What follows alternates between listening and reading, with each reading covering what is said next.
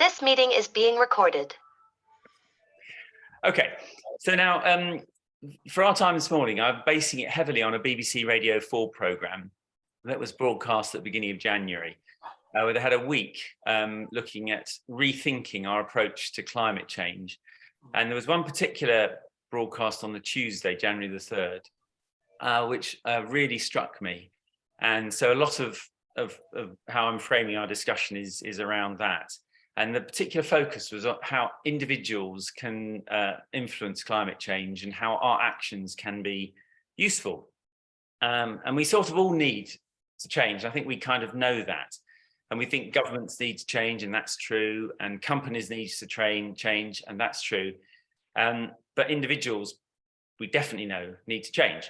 And what I learned from this programme is that 2/3 of all carbon emissions, 2/3, come from our individual lifestyles and are influenced by the way we live, often just in our homes. And so if we ask the question, can I really do anything useful? Then surely we can, because if 2/3 of our individual actions contribute to that carbon emissions, if we change, then everything's going to change. And there was a big study at Leeds University a few years ago called Take the Jump. And it looked at a very, very far-ranging study. And it looked at all the different kinds of components that would need to happen in order that we stave off this global warming that's going to, in the end, fry the earth if we're not careful. And it looked at all sorts of social factors, financial factors, personal factors. And what that came up with was that 27% of the changes that need to be made. Now, I don't know quite how you measure percentages, but 27%, in other words, a big chunk of the changes that need to be made in the next 10 years to stop that happening have to be done by individuals. So we really, really can make a big difference. And they came up with 6 things that have to change in order to reach that goal of being what they called in balance with nature. And that is about zero carbon emissions, but it's also about marine ecology, about land use. It's very, very wide-ranging study. And they came up with 6 things that need to change. And I want to just look at one of them and discuss one of them this morning. And the 6 things are eat green, dress retro, travel fresh, holiday local, end clutter, and change the system. Okay, so without going into any of those details, today I'd like to just look at eat green, the first of those, which is obviously something that, you know, even this morning we've been eating probably. And I'd like to just bat that around a bit, because they came up with 2 things that, if they looked at that overall topic of how we eat and what we eat, there were 2 things that came out that need to happen. And I'll come back to those, because first of all, I'd just like to discuss eating green or climate change or anything else you want to discuss. If anyone's got any thoughts. Yeah, I'll weigh in straight away, Steve. I often look at the salad produce in the supermarket, a local supermarket, and there's no end of stuff flown in from abroad. I mean, the common one is French beans from Kenya. We have a whole range of products from Egypt and Israel, and not to mention tomatoes and the like from North Africa. Now, do we really need to eat these things at this time of year? If they're not locally in season, then we should avoid eating them, I think, if we're really keen on climate change and zero emissions, because all this stuff is just flown in. That's my Has that yet influenced your buying habits, might I ask? It has mine. I don't buy any green beans from Kenya, and I avoid buying tomatoes also because they're pretty tasteless at this time of year. And I just look at stuff from Egypt and Israel in horror. But the downside of that is if we don't buy their stuff, then some people won't have work there, but it's at a price to pay. That was one of the things that came out of this Take the Jump study, is that it's all interlinked, and there are impacts on other people when we change our habits, but that's manageable according to the investigations that they did. But it sort of requires some sort of coordinated approach. Yeah, thank you. Perhaps I could just quickly introduce you, because you're all friends. It's just that Rosemary happens to also be a sister, and Judith also happens to be a customer. But so that's the context. And Rosemary, you'll probably remember coming to Judith's house when you were out here in the summer. How could I forget?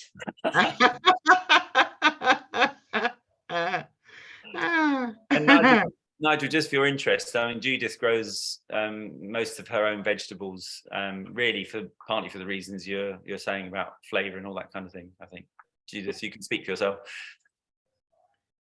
Yes, if you would like me to speak on it, would you now? Absolutely. Okay. Chip in.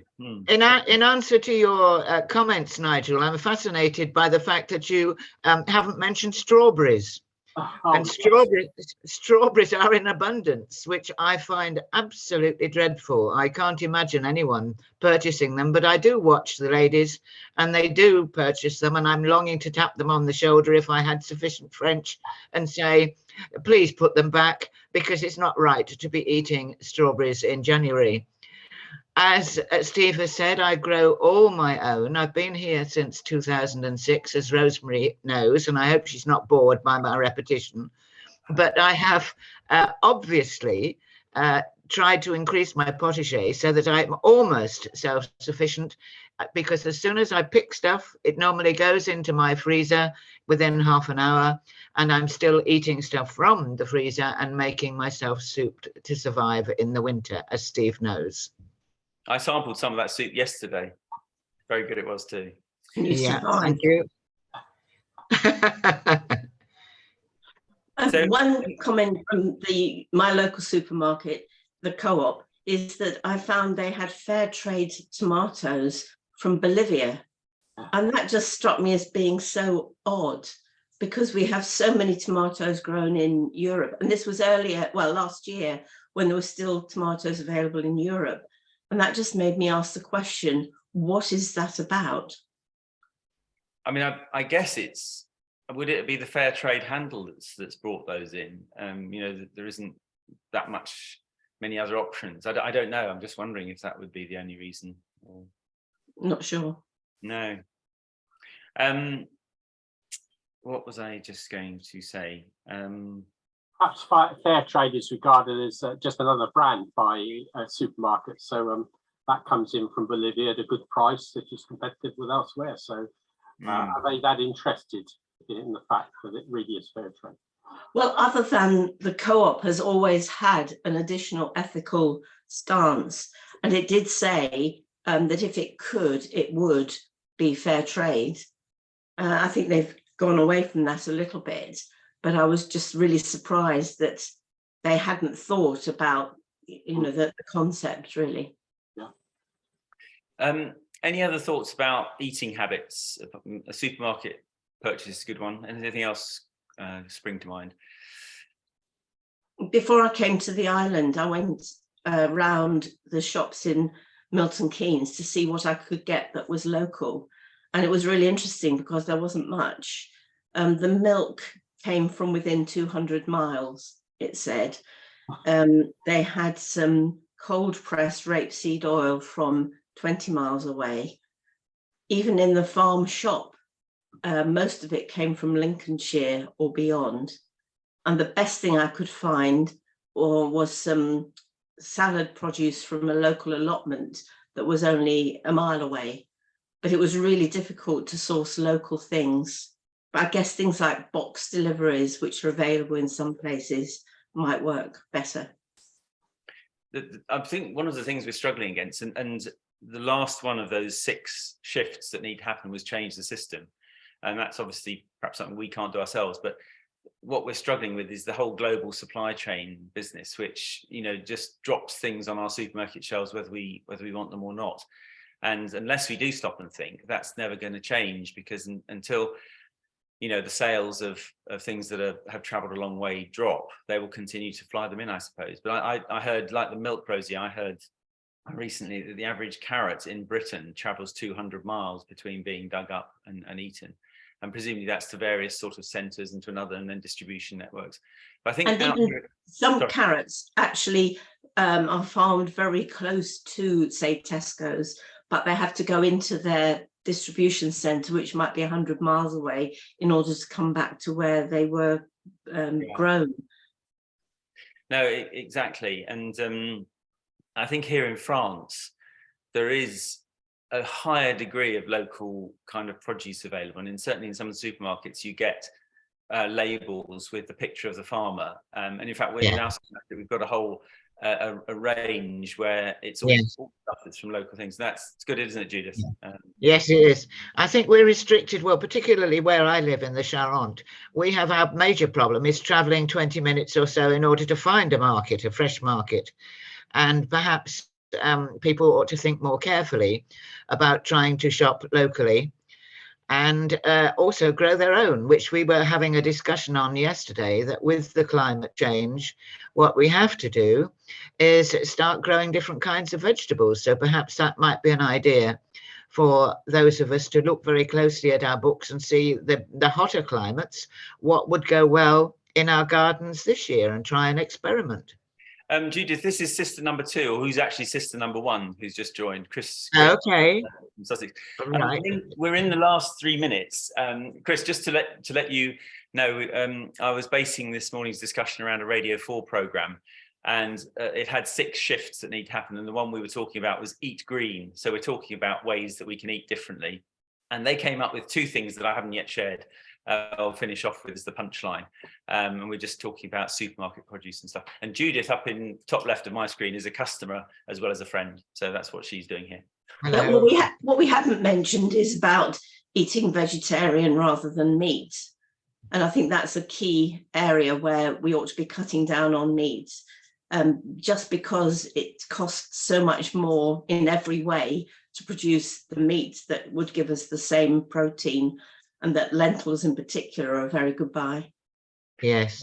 And that was one of the things this programme and the study, it's a study at Leeds University, Chris.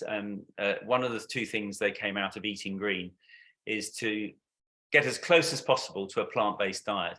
And nobody is saying we have to be vegetarian. Nobody's saying we have to have a label. Nobody's saying that you've got to do this, or that. But the more we head towards a plant-based diet, the more that huge number of emissions that we're responsible for will come down. Yeah, that's true. Yes. We're in the last minute. Last chance to contribute before I finish off with my final point. Because I've got to finish at 15, because I'm supposed to be working with a customer in 15 minutes. So just to say on what you just said about plant-based diet, yes, but there is a need for some balance. Some of the Radio 4 programs are also exploring the needs of animals and farming and all the rest too. Yeah, no, totally. And one of the things this study showed was how everything is interlinked. But we shouldn't let the fact that it might affect a livelihood of somebody else stop something that needs to happen happening. We just need to find another livelihood or another way of those people having, so outcome is it's complex. So just to finish off, the 2 things were, as the study concluded, try and get as close as possible to a plant-based diet, but don't beat yourself up about it. And the second thing was eat everything you buy, because 1/3 of food is wasted. And apparently, I didn't know this, but if a turnip is thrown in the bin rather than eaten, it produces far more methane than if it goes through the body's digestive system. So wasting food is bad anyway, but it also produces far more carbon emissions than if we eat it. So those are the 2 things: eat everything you buy and get close to a plant-based diet. Final thought: this whole thing, of which this is the first, and thanks ever so much for helping kick it off, people. Come back next month if you can. It's okay. The idea is, what tips and tricks can we share to help make the world better? And there's a danger to just focusing on the low-hanging fruit, as they call it, which is that we think we've done everything we need to do. That's the danger. The advantage is that it does something, it gets us on the move. And this whole kind of idea of this series is about getting us on the move. Final point was that the conclusion of this Radio 4 programme was we should all talk about it more. We should weave it into our daily discussions. And Judith, you said to me at the very beginning, I've never heard you talk about climate change. Guilty as charged. It's not part of our current conversation. That's it. Thank you for coming. Okay. Have a great day. Bye, bye, everyone. Yeah. Bye. Cheers. Bye.